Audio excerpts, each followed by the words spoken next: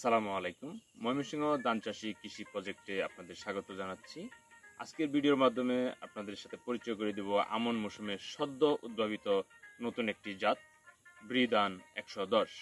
এই জাতটির কিছু বৈশিষ্ট্য রয়েছে, সেই বৈশিষ্ট্যগুলো নিয়ে আপনাদের সাথে একটু আলোচনা করব। সেটি হলো এটি একটি আংশিক বন্যা কবলিত এলাকার জন্য উদ্ভাবিত।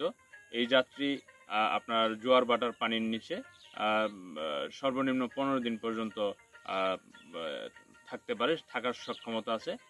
এটির জীবনকাল প্রায় 120 দিন, কিন্তু জোয়ার ভাটার পানিতে যদি তলিত থাকে তাহলে এটি জীবনকাল বেড়ে গিয়ে 130 থেকে 35 দিন হতে পারে।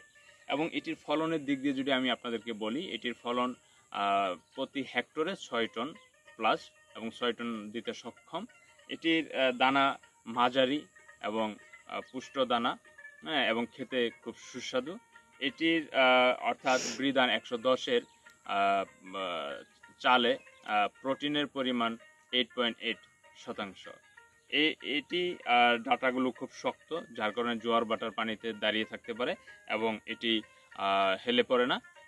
যারা নতুন ধান নিয়ে কাজ করেন, নতুন ধান চাষ করতে চান নিচু এলাকার জন্য বা আংশিক বন্যার কবলিত এলাকার জন্য, তারা নিঃসন্দেহে এই জাতটি চাষ করতে পারেন।